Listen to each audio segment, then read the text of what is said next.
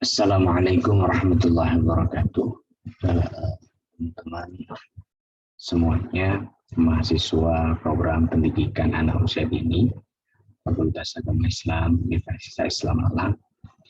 Baiklah, untuk perkuliahan kita pada pagi hari ini, saya akan merekamkan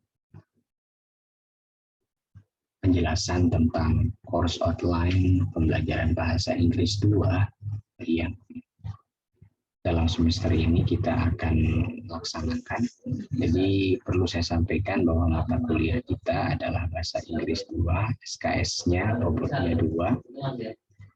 Nah, kemudian secara umum capaian pembelajarannya nanti bisa dibaca di sini ya.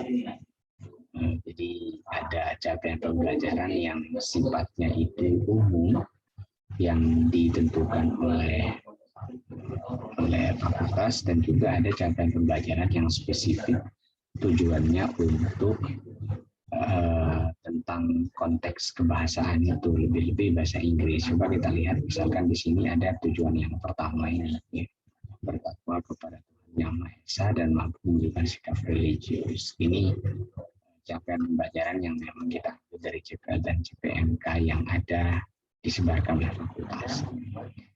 Kemudian yang berkaitan dengan kebahasaan, ini ada di poin 2, 3, 4, dan 5. Ya. Jadi mampu bagi dasar penguasaan bahasa Inggris berdasarkan tujuan English for specific purpose ya. Dia ada reading, kemampuan reading, di sini nanti kemampuan menulis dan kemampuan listening hingga speaking. Nah, ini intisari dari CPL Prodi kita ya. Kemudian ada istilahnya ada kumpulan sumber atau sources yang kita akan gunakan di dalam pembelajaran kita kali ini ya. Islamic Study ini ada dari grade 1 sampai grade 11. Nanti akan saya fasilitasi untuk bisa mendownload buku-buku yang kita pakai untuk semester kali ini. Kemudian pendukungnya kita pakai printable worksheet, YouTube channel ya. Kemudian nanti kita juga bisa pakai PowerPoint, Google Meet, dan media-media yang lain untuk pembelajaran kita, untuk mempermudah kita komunikasi lebih-lebih di dalam keadaan pandemi seperti ini ya kan. Nah, kemudian untuk pertemuan yang akan kita coba planning itu sebanyak ini 2 SKS ya, sebanyak 15-an. Nah, duanya itu terdiri dari 2 kali assessment, 2 kali ujian, middle test dan final test. Nah, pertemuan pertama ini itu kaitannya dengan perkenalan SKRVS-nya. Ya. Nah, jadi yang pertama materinya ini ya, menulis surat resmi dalam bahasa Inggris. Nah, nanti kita akan belajar menulis surat resmi dalam bahasa Inggris. Ini kaitannya dengan kemampuan writing kita. Indikator kesuksesan dari pembelajaran ini ya ini ya, mahasiswa memahami struktur penulisan surat resmi dalam bahasa Inggris. So when we finish the first meeting, jadi I hope all of the student can write the formal letter correctly. Kemudian mahasiswa memahami sejumlah kosakata resmi dalam penulisan bahasa Inggris. Jadi teman-teman harus bisa. You have to be able to identify the familiar formal technical term that usually used when we write the formal letter. Ya.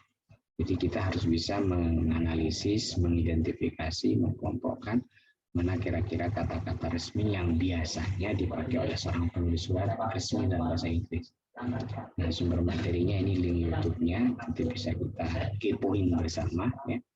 Kemudian juga pengalaman belajar ini nanti ada penulisan resmi dengan bahasa Inggris, kemudian ada listening exercise dari mendengarkan YouTube channel ini. Nah, nanti kita bisa diskusi ya. Jadi saya harap nanti ketika teman-teman masuk di kelas itu ya, itu sudah melakukan pembelajaran di rumah ya. Jadi ketika masuk di kelas itu khususnya minggu ini ya, jadi teman-teman harus sudah membawa tulisan surat masing-masing. ya. Jadi nanti silahkan membawa tulisan surat dan merangkum apa isi materi yang di dalam YouTube ini, nanti kita diskusikan ya. Jadi sebelum masuk ke kelas itu ini dikepoin dulu, dipahami dulu esensi materi dari YouTube ini, nanti di kelas kita diskusi. Jadi minggu ini ya mohon materi 1 ini dipelajari dengan baik ya yang ada di sini. Cara belajarnya bagaimana Pak? Cara belajarnya adalah tonton YouTube-nya, rangkum materi di YouTube-nya, dan praktek nulis surat. Nanti kita akan diskusi suratnya ya. Oke, itu untuk yang pertemuan pertama minggu ini. Kemudian kedua, ya tinggal lihat di sini. Memahami makna tersirat dan tersurat dalam teks bahasa Inggris bagian 1. Memahami ide-ide pokok tiap paragraf dalam teks. Ya, ide-ide pokok tiap paragraf dalam teks. Memahami jumlah kosakata yang sulit dalam teks tersebut. Biasanya dalam bacaan itu mungkin ada sejumlah kata yang jarang kita dengarkan. Itu kita list, kita cari maknanya di dalam ya. Karakter kebahasaannya, tensisnya, grammaticalnya, kira-kira gimana. Nah, nanti bacaannya itu dari mana? Bacaannya ada di Islamic, judulnya adalah Islamic Calendar yang ada di buku 9. Dia akan saya kirimkan buku 9 ya. Kemudian selanjutnya adalah ini pengalaman belajar, membaca dengan suara keras. Jadi nanti silahkan di rumah sebelum masuk kelas itu praktek baca dulu, dibaca dengan suara keras. Menjawab pertanyaan yang terdapat dalam bacaan reading comprehension. Karena di dalam bacaan itu cara membacanya baca dengan suara lantang dulu, kemudian setelah itu berusaha menjawab pertanyaan yang ada di teks tersebut ya kan. Nah, karena nanti di sana ada. Nah, coba saya lihatkan ya. Saya showkan dulu contoh bukunya. Di buku 9 gitu ya. Di buku 9. Jadi ini ada kumpulan bukunya ya bahasa Inggris itu. Di buku 9. Nanti saya kirimkan, sepertinya belum ada di sini, enggak apa-apa ya. Nah, kemudian yang ketiga ini materinya ya, merangkum bacaan bahasa Inggris ya. Nah, kalau yang ketiga ini mencoba merangkum, ya. Mencoba merangkum. Jadi dari hasil kita membaca itu dirangkum, ditulis. Ya. Nanti kita kasih tahu bagaimana cara merangkumnya. Tapi silakan dirangkum dulu seperti membaca pada unitnya. Nanti kalau sudah ada rangkumannya dari inti-intinya itu baru kemudian kita coba tulis ya. Dimahami ide pokok tiap paragraf dalam teks. Ya, kita harus pahami ide pokok dalam paragraf teks yang ada itu supaya kita bisa merangkumnya kan. Memahami sejumlah kosakata yang sulit sama stepnya. Karena kalau banyak kosakata yang kita tidak pahami, bagaimana kita mau memahami teksnya kan gitu. Nah, ini nanti judulnya adalah The Four Imams. Ada di book 10, ada di buku 10 ya. Kemudian membaca dengan suara keras. Ini ya, suara keras juga nah, baca lantang. Misalkan The Four Imam bla bla bla. Four Imams ya. Menjawab pertanyaan yang terdapat dalam bacaan reading comprehension. Nah, di reading comprehension-nya itu nanti dijawab pertanyaan yang ada. Meringkas, kemudian diringkas. Jadi cara belajarnya silakan baca keras dulu, kemudian jawab pertanyaan yang ada berkaitan dengan teks yang disediakan oleh penulis buku, kemudian dirangkum ya. Nah, nanti kita diskusi di kelas group discussion.